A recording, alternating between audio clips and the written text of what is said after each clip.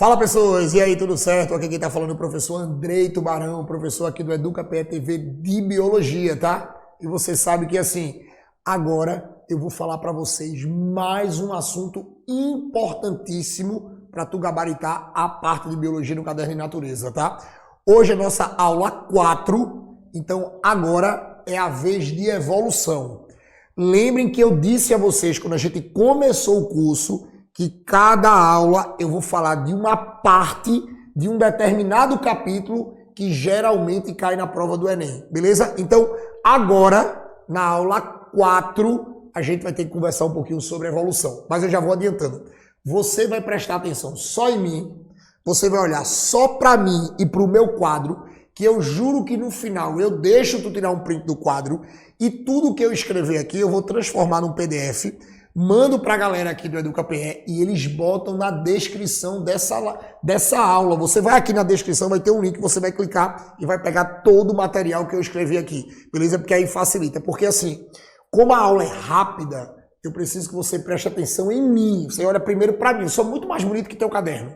Aí depois eu deixo tu tirar um print, depois tu copia. E assim, qualquer dúvida que vocês tiverem, vocês podem me procurar no Instagram. Eu não tenho problema de responder vocês no Instagram.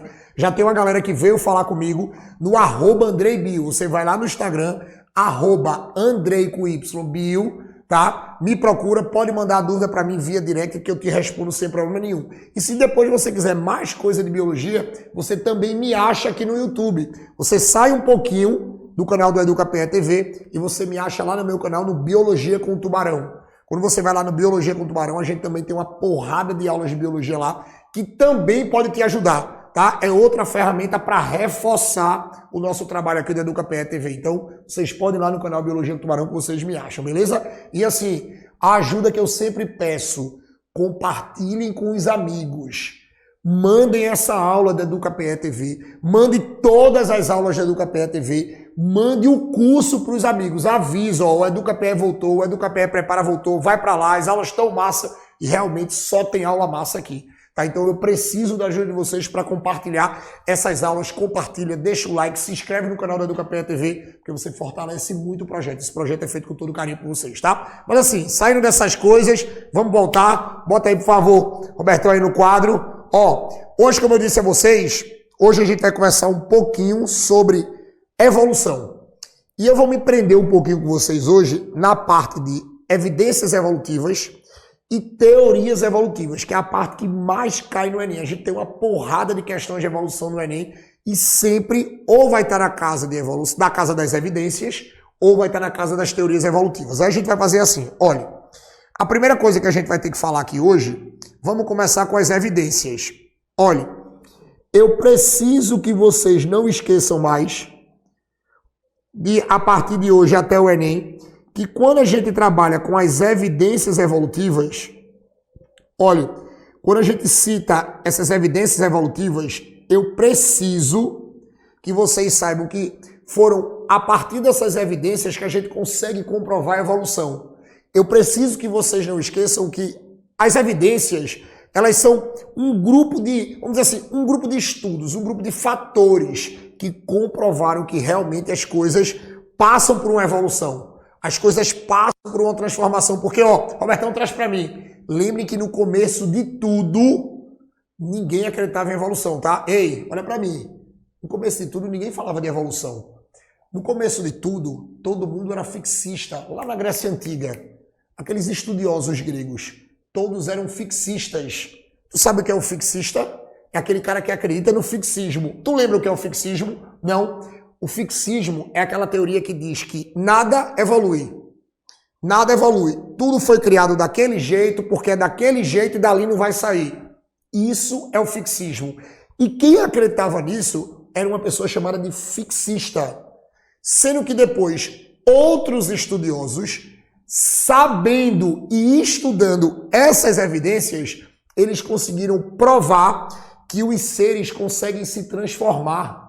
Os seres vivos conseguem se adaptar. E olhe, o primeiro nome que foi dado para a evolução foi o transformismo. O primeiro nome que essa palavra evolução não existia. O que existia era o transformismo. E o evolucionista naquela época era que é chamado de transformista. Aí depois foi que o termo transformismo passou a ser chamado de evolução. E claro, essa evolução ela foi toda baseada, ela foi toda construída em cima das evidências evolutivas. Tu bota aí, Betão, por favor, que aí assim, quando a gente trabalha com as evidências evolutivas, vocês vão ter que ir para a prova sabendo quem são essas evidências. Aí a gente vai dizer assim, olha, o primeiro grupo de evidências que eu preciso que vocês saibam, o primeiro grupo, a gente vai dizer que é a anatomia. Ó, é aqui que você vai ter anatomia e a embriologia comparada. Você vai ter a anatomia e a embriologia comparada. Tá aqui.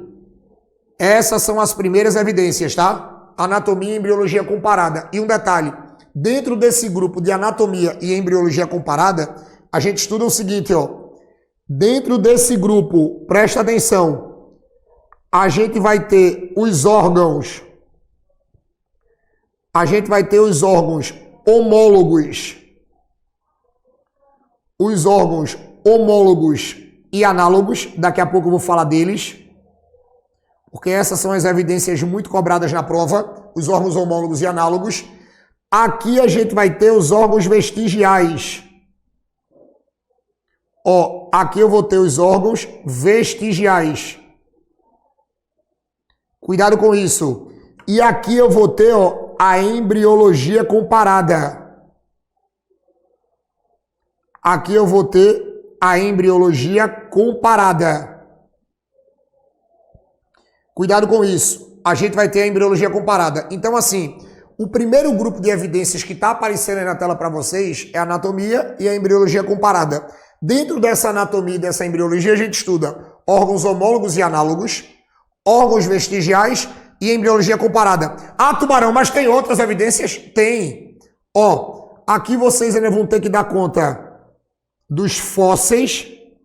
Pelo amor de Deus, tá? Lembrem que os fósseis são ótimas evidências evolutivas. Com os fósseis a gente estuda as evidências evolutivas. E o último grupo de evidências, que é o mais atual, é o que a gente vai chamar de bioquímica comparada. Ó, a bioquímica comparada, que é quando você vai olhar a estrutura das substâncias. Você vai olhar a composição de algumas substâncias orgânicas e vai comparar para ver se tem uma semelhança de um ser para outro. E se tem essa semelhança, você consegue determinar se eles têm uma proximidade evolutiva ou se eles têm um distanciamento evolutivo. A bioquímica comparada, como o nome está dizendo, bioquímica, é você comparar a estrutura de compostos bioquímicos. E sabe quais são os dois compostos que eles mais trabalham hoje? A estrutura das proteínas e a estrutura dos ácidos nucleicos, principalmente do DNA. Eles pegam uma proteína que está presente em dois seres diferentes. Aí eles abrem a estrutura da proteína. A gente sabe que uma proteína é formada por aminoácidos. Aí você olhando o sequenciamento dos aminoácidos de uma mesma proteína encontrada em seres diferentes, eu consigo determinar se esses caras têm uma proximidade evolutiva ou se tem um distanciamento. Quanto maior é a semelhança da sequência de aminoácidos, maior é a proximidade evolutiva desses seres. Quanto mais diferenças na sequência de aminoácidos eu tenho nesses seres, ó, esses seres eles são mais distantes evolutivamente falando. Isso serve tanto para a proteína quanto para os ácidos nucleicos. A diferença é que um ácido nucleico, um DNA, um RNA, ele não é formado por um conjunto de aminoácidos. Ele é formado por um conjunto de nucleotídeos. Então, quando você trabalha com os ácidos nucleicos, você compara a sequência dos nucleotídeos, tá? Não esquece disso, beleza? Mas bota aí, Betão, por favor. Agora sim, dentro dessas evidências, eu preciso que vocês não esqueçam de forma nenhuma do danado dos órgãos homólogos e análogos. Vê, eu preciso que vocês saibam diferenciar isso aqui. Eu vou colocar, ó, vê. Eu preciso que vocês saibam a diferença dos órgãos homólogos, ó, homólogos e análogos. E análogos. E olhe, se vocês souberem essa diferença, acabou o problema. O que é que vai acontecer? Preste atenção. Quando a gente trabalha com os órgãos homólogos e análogos, a primeira coisa que eu preciso que vocês saibam é o seguinte. Essa palavra órgão homólogo, quando você trabalha com um órgão homólogo, eu preciso que vocês saibam que isso aqui também vocês podem encontrar como simplesmente homologia. Você pode encontrar por aí isso como homologia. Ah, Tubarão, mas eu vi de outra forma. Eu sei. Vocês podem encontrar isso aqui, ó, como a famosa divergência. Você encontra isso aqui como a divergência evolutiva. Eu posso chamar os órgãos homólogos de divergência evolutiva, mas eu também posso chamar os órgãos homólogos, ó, de convergência. Eu posso chamar os órgãos homólogos, ó, de convergência adaptativa. Então eu tenho assim, ou é homologia, ou é divergência evolutiva, ou é convergência, ou desculpe, convergência não. Pera aí, meu filho. Convergência não, divergência. Pera aí, Andrei, tá doido, é? Eu botei de propósito para ver se vocês estavam ligados. Ó, divergência.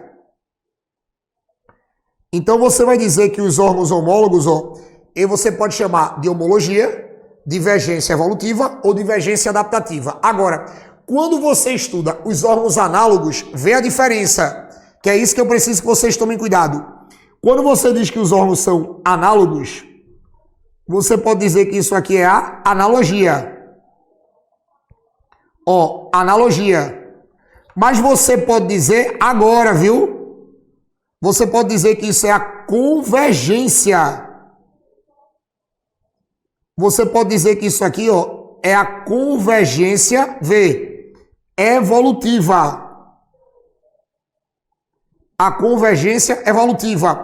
Mas você pode chamar isso aqui agora, ó, de convergência. Ei, convergência adaptativa. Então, olhe, você tem 3 nomes para a mesma coisa. Ou vai chamar de analogia, ou de convergência evolutiva, ou de convergência adaptativa. Agora você pode dizer assim, tá, e eu vou reconhecer isso como? Pronto, é agora que a gente vai chegar no X da questão. Sempre que for para diferenciar órgãos homólogos e análogos, vocês sempre vão observar 2 coisas. 2. Olha para cá, monstrinho. Sempre vocês vão ver assim. Eu preciso que vocês olhem a origem do órgão e eu preciso que vocês olhem a função do órgão. Origem e função. A mesma coisa dos órgãos análogos. Vocês vão ter que olhar a origem do órgão. Olha para cá. E vocês vão ter que olhar, ó, a função do órgão.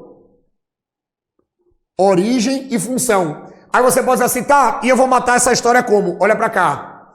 Sempre que os órgãos, veja, sempre que os órgãos, eles forem homólogos, a origem é igual. A função é diferente. Por isso que a gente chama que é uma divergência. Eles são a mesma coisa, tá? Mas a função é diferente. Quando você vai para os órgãos análogos, entendam, os órgãos análogos, ó, a origem, ela é diferente, a função é igual.